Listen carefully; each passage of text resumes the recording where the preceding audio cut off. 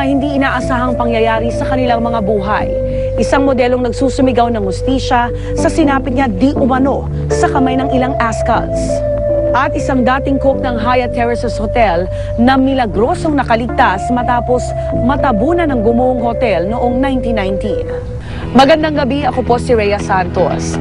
Ngayong gabi pakinggan natin ang dalawang kwento ng mga hindi inaasahang dagok at pagsubok. Mga kwentong hango sa tunay na buhay. Bawat tao may natatagong kwento. Gusto mo bang marinig? Gusto mo bang masilip? Mga tunay na kwento.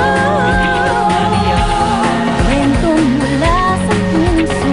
Iba't ibang damdamin. Ang kanilang tunay na buhay.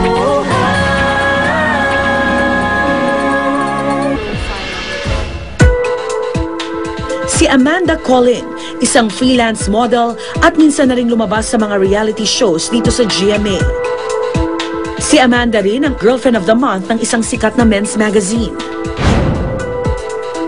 Sa kainitan ng kontrobersya laban sa 4 na miyembro ng Philippine Ascals at ni Amanda Collin, isang one-on-one interview ang ipinaunlak sa amin ni Amanda. Po. Buntis ka pala. Yes. Kaiba sa itsura niya sa TV maging sa magazine, napakasimpleng Amanda Collin ang humarap sa akin. We want to get to know yung Amanda Collin na hindi screen name o yung lumalabas sa, sa television na nakikita namin o Amanda Collin na model. Amanda Collin na isang anak at isang ina. How's your family life growing up? Growing up, marami akong na-experience na challenges in my life. Tinatawag ako, oh, wala kang tatay, putok sa buho. And as a child, dahil half sister ko lang yung mga sisters and brothers ko sa mom ko eh. Sila, may lahi silang Chinese, so mapuputi. And ako, morena. So even as a child, inaapi na ako ever since na, pangit. Yes. Maitim. Parang hindi ka kapatid ng mga kapatid mo. So, that has strengthened me so much. Pero palaban daw siya kahit noong kanyang kabataan. Tinuloy niya ang pagpasok sa eskwela kahit na marami siyang naririnig na panunukso. At sa kolehiyo, kumuha raw siya ng kursong Applied Physics sa University of the Philippines sa Diliman. Mabigat ang ano mo, mabigat ang course mo. Bakit yon? Kasi gusto ko talaga business related kasi magaling ako sa math and sa language proficiency. Pero I was under Department of Science and Technology na scholarship. Ang pagiging scholar hindi rin basta-basta, no? Para mapagbigyan ka, mabigyan ng scholarship, ibig sabihin, hindi ka average student. Magaling kang estudyante din. Magaling ako sa mga aptitude test, sa mga math, sa language. Pero hindi natapos ni Amanda ang kurso. So bakit hanggang second year lang yung kinuha mo sa No, third year. Third year. Ba't hindi mo pa siya tinapos? Dahil insecure nga ako eh. Parang may iba akong gusto. Hindi ko alam kung anong gusto ko. So at some point, medyo nalis ako, nag-gimmick lang ako ng gimmick. Racket lang ako ng racket sa modeling kasi masaya. Tapos, bumalik ako nung mga year 2007. Bumalik ako sa school. 2007, bumalik ako. Pagkabalik ko ng school, biglang buntis pala ako. Nang siya'y magkaanak, kinailangan daw niyang kumayod ng gusto para masustentuhan ang sarili at ang bata. Nag-try ako mag-work sa mga call center, ganun, sa bangko. So, nag-work ako sa fraud prevention department ng bangko kasi iniisip ko doon may health benefit kami. Yeah. Diba? May health benefit yung baby ko. Hindi ko kailangan hindi naman nagsosuporta yung dad ng baby ko. In fact, nung nabuntis ako, sabi niya sa akin, Wine, pagka tinuloy mo yan, break na tayo. Para mapangalagaan ang karapatan ng anak ni Amanda, pinili naming wag nang ipakita ang kanyang mukha. Pero hindi naman itinatago ni Amanda kung gaano niya kamahal ang kanyang anak. And binibigay ko sa kanya yung mga hindi ko nakuha nung bata ako. Sobrang protective ako sa kanya. Pinag-aaral ko siya sa private na school. Yung school niya ngayon, nursery lang Pero mas mahal pa yung tuition niya kaysa sa college tuition ko. Bukod sa kinikita sa pagmomodelo, ito rin daw ang nasilip na pagkakataon ni Amanda para maiahon ang sarili. So parang medyo may revenge ng konti. May konti. Even dun sa article dun sa magazine, sinabi ko na ginagawa ko to dahil kasi may anak na ako nun eh. Yes. Parang may konting sama ng loob ako dun sa daddy ng baby ko. So, nag-post ako para asarin siya na, tignan mo kung sinong iniwan mo. Nang dahil sa pagkakasangkot niya sa kontrobersya, naapektuhan daw ang kanyang trabaho.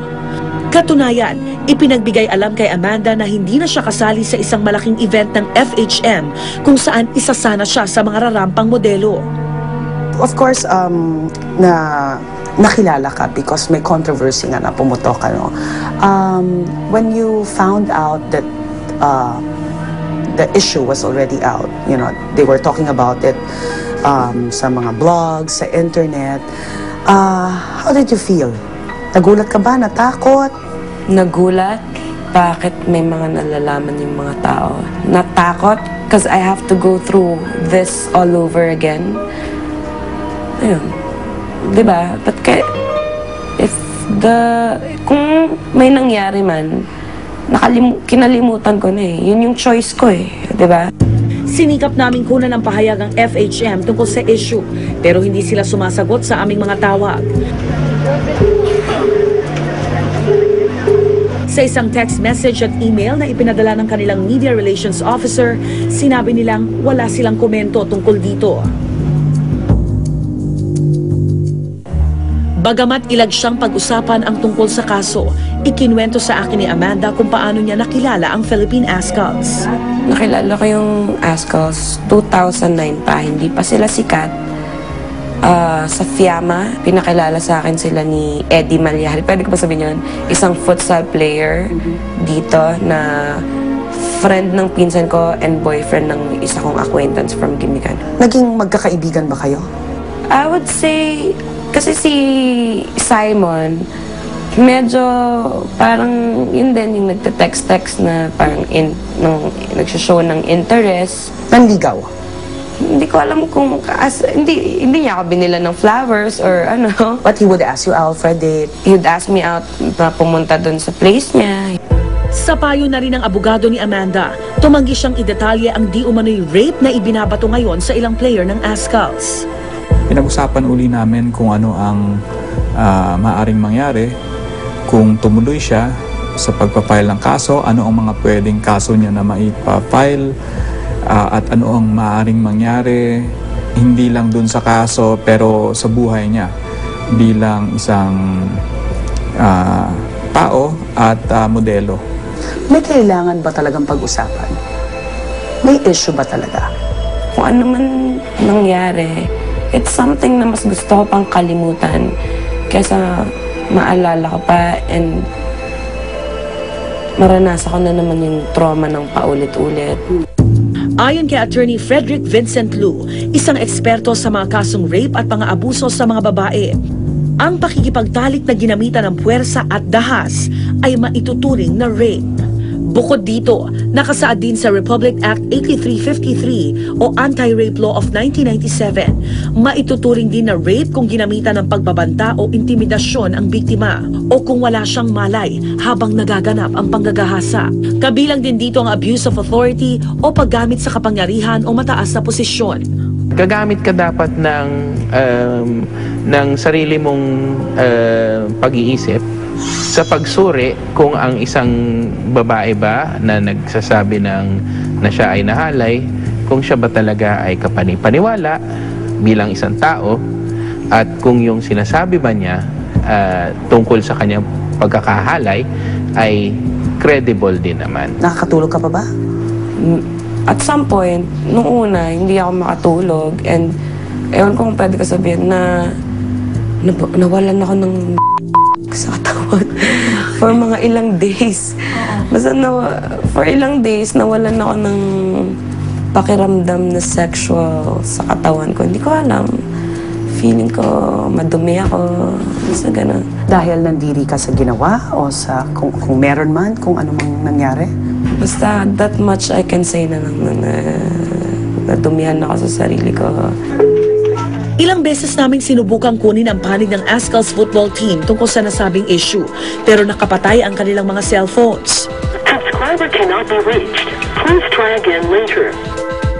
Sa isang panayam kina Ascal coach Michael Vice at manager na si Dan Palami, mariin nilang itinanggi ang pambibintang sa 4 na players ng Ascals. Maybe because of personal reasons, some people are spreading, or out of jealousy or whatever, that they are not so much in the business as they like. I think we should not react on everything what we hear. Talagang ibang-iba yung istorya. And in fact, I've also asked the side of the people sa bahay, and iba-iba talagang istorya. That's why sabi ko nga, I cannot take action kung ang titingnan ko lang yung nasa internet. Dahil sikat ang Philippine Ascals team, may mga ilan na tila duda sa agenda ni Amanda. Marami daw siyang natatanggap at nababasang mga paratang. Una, nasaktan na nga yung pagkababae ko at pagkatao ko ng mga lalaki, di ba? Tapos nang lumabas yung pangalan ko, nabiktima pa din ako ng media. Yung mga tao, iniisip akong gumagawa ng mga... Ako nagpasimula nito. Yung mga tao, iniisip ako nagsampa ng kaso. Unang-una, hindi pa ako nagsasampa ng... Wala pang sinampang kaso.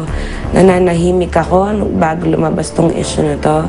Amanda, hindi mo pa ito ginagawa dahil gusto mong sumikat, o because you mentioned also in your past interviews you want to be an artista?